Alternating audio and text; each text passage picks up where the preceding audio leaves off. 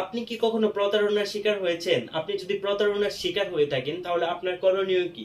এবং কেউ যদি আপনার সাথে প্রতারণা করে থাকে তাহলে তার কি ধরনের শাস্তি হতে পারে? আজকে আমরা এই বিষয়গুলো নিয়ে কথা বলবো। চলুন এই বিষয়টি নিয়ে আমরা একদম ডিটেইলসে কথা বলি। আপনাদের যদি আমার ভিডিওটি ভালো লেগে থাকে অবশ্যই আপনারা আমার চ্যানেলটিকে সাবস্ক্রাইব করে রাখবেন এবং অবশ্যই আমার ভিডিওগুলোতে লাইক, কমেন্টস এবং শেয়ার করে আমার পাশেই থাকবেন। তো আজকে আমরা কথা বলবো যে ধারা 420। তবে আমরা আগে বুঝি একটু ধারা 420 কি। 420 ধারা ফৌজদারি দণ্ডবিধির 420 ধারা অনুযায়ী এর শাস্তি এবং এর সেশন ডেফিনিশন সবকিছু নির্ধারিত।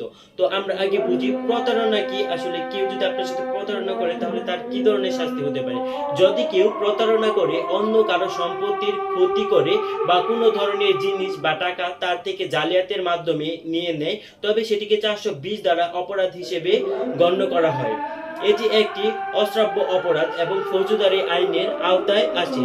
আইন অনুযায়ী এর সাজার মেয়াদ হচ্ছে সর্বোচ্চ 7 বছরের কারাদণ্ড এবং জরিমানা বাধ্যতামূলক।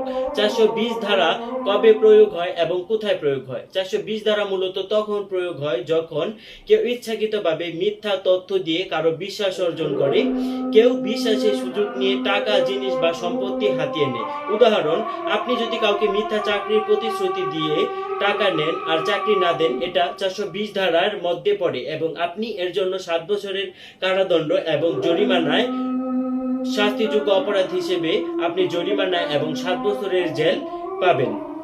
420 ধারার পেছনের ইতিহাসটা আমরা যদি একটু জানি যে এখানে আসলে কি আছে। 420 শব্দটি শুধু আইনেই না, আমাদের সমাজে একটি জনপ্রিয় অপবাদ। ইতিহাস বলছে এই ধারাটি প্রথম চালু হয় ব্রিটিশ আমলে যখন ভারতীয় দণ্ডবিধি তৈরি হয় 1860 সালে। পরবর্তীতে সিনেমা, সাহিত্য, মিডিয়া মাধ্যমে 420 শব্দটি একটি ধরনের অপরাধের প্রতীক হয়ে যায়। উদাহরণ, রাজ কাপুরের বিখ্যাত সিনেমা শ্রী 420 এই শব্দটিকে আরো জনপ্রিয় করে তোলে।